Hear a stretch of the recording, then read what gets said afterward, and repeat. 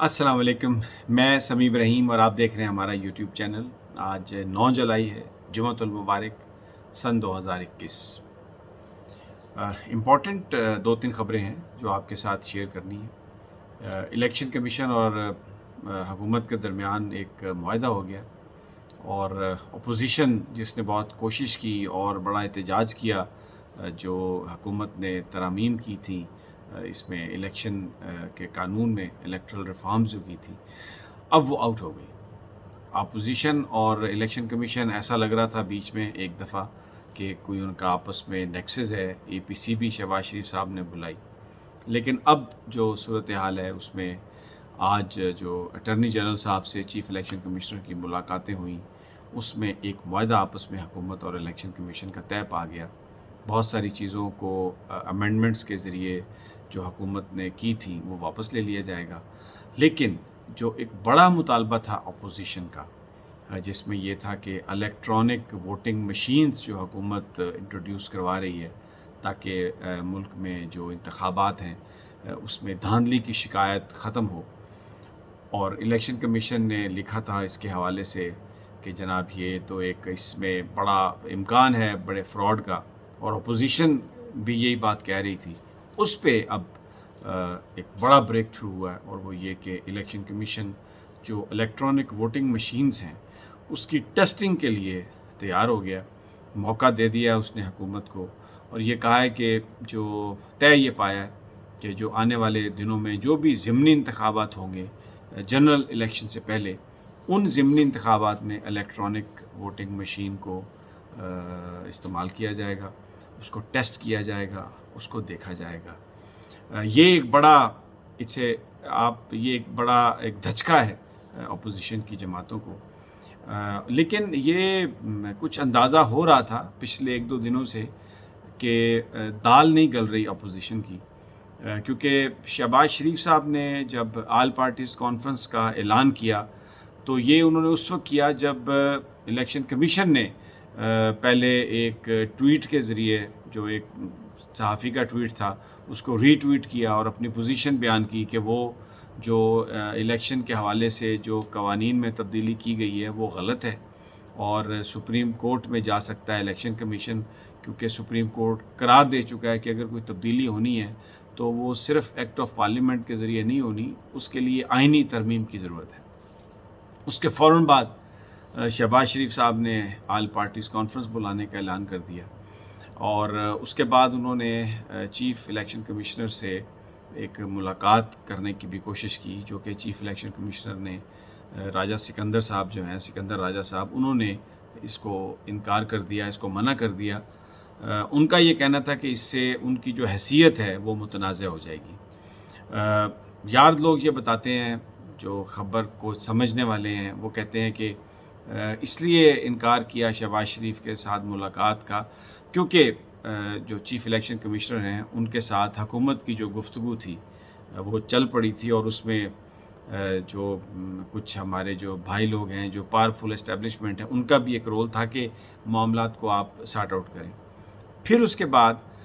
All parties conference की date दूसरी रखी गई, तो अपोजिशन ने ये रिक्वेस्ट की चीफ़ इलेक्शन कमिश्नर से रिपोर्टेडली कि आप अपना नुमाइंदा भेज दें इस कॉन्फ्रेंस में। लेकिन चीफ़ इलेक्शन कमिश्नर ने कहा कि हम अपना नुमाइंदा क्यों भेजें, आप जो करना चाहते हैं आप करें, लेजिस्लेशन आप करें, क्योंकि हम तो इस बात के पाबंद हैं कि जो कानून आप पास कर देंगे पार्लियामेंट में, हम उसके तहत इलेक्शन करवाएंगे। तो एक वाज़े ये पैगाम था हुकूमत के लिए कि अब अपोजिशन को अबैंडन कर चुके हैं सिकंदर राजा साहब, और वो बिल्कुल चाहते हैं कि जो कानून आइन है उसके मुताबिक काम हो। तो फिर उसके बाद आज अटॉर्नी जनरल ने मुलाकात की चीफ़ इलेक्शन कमिश्नर से, और जो उसमें जो फ़ैसले हुए वो मैं आपको बता देता हूँ। एक तो उसमें ये फ़ैसला हो गया कि जो वोटर्स लिस्ट, ये कहा गया था, जो नई तरमीम शुदा जो कवानीन थे, कि वोटर्स लिस्ट जो है वो नादरा मेंटेन करेगा, इंतखाबी वोटर्स लिस्ट। लेकिन आज हुकूमत ने, अटॉर्नी जनरल साहब ने जब मुलाकात की तो उसमें चीफ़ इलेक्शन कमिश्नर साहब ने कहा कि ये जो नादरा को ये जो दिया गया है, ये इसके लिए आइनी तरमीम की ज़रूरत है, وگرنہ یہ آپ اس کو واپس کریں جو بھی آپ نے کیا۔ حکومت نے اس بات کو تسلیم کر لیا کہ ووٹرز لسٹ جو ہے وہ نادرا نہیں مینٹین کرے گی، نہیں بنائے گی، وہ الیکشن کمیشن کا کام ہے۔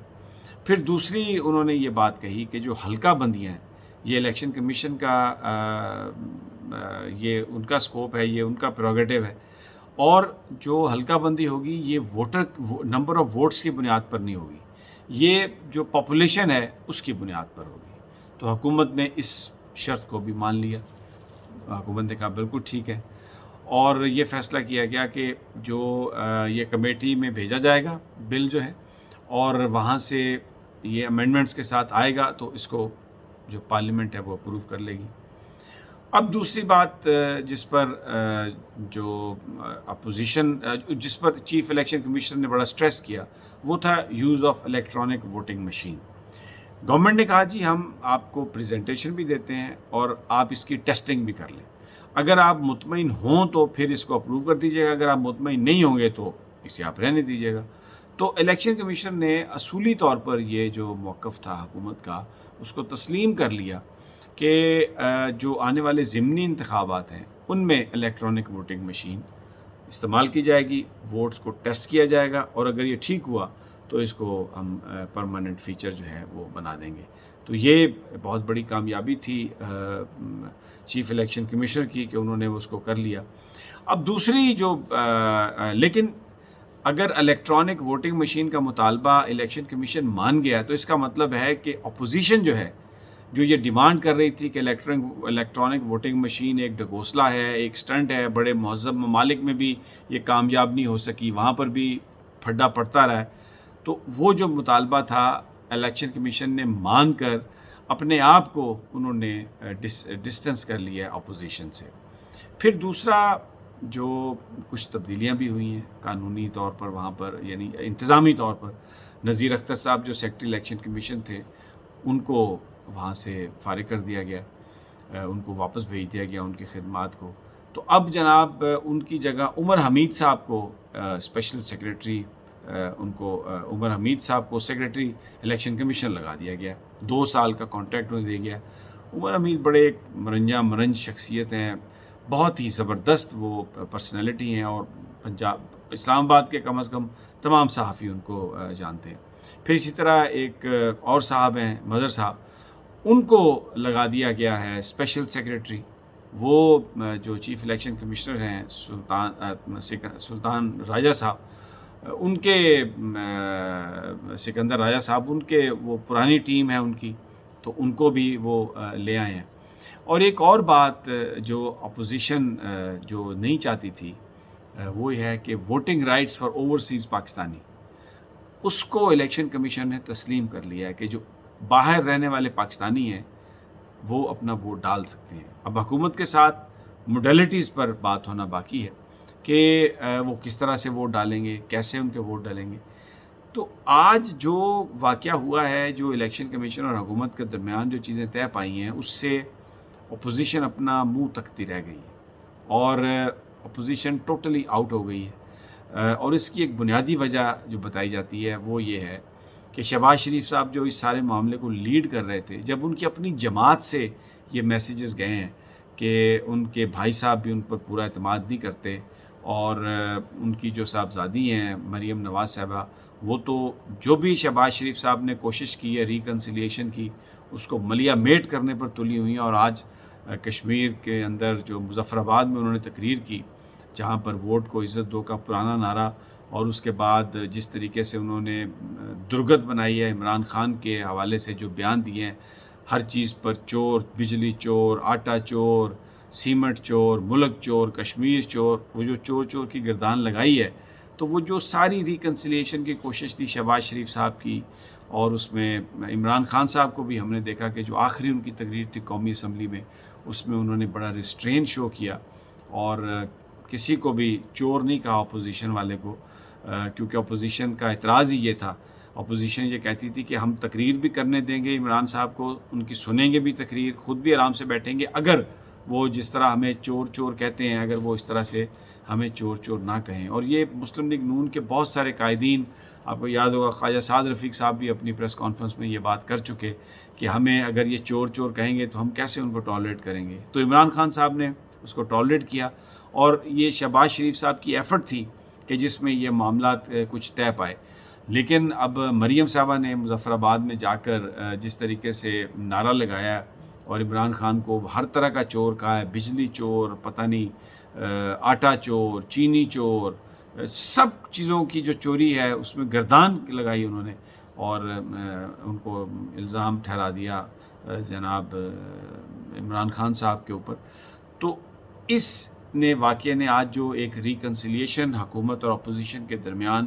ہوئی تھی کہ جو الیکٹرل ریفارمز اور جو دوسرے معاملات ہیں جیسے نیب لا ہے اور دوسری چیزیں ہیں، ان پر ایک کنسنسس کریٹ ہو جائے گا، وہ اب مشکل ہوتا ہوا نظر آ رہا ہے.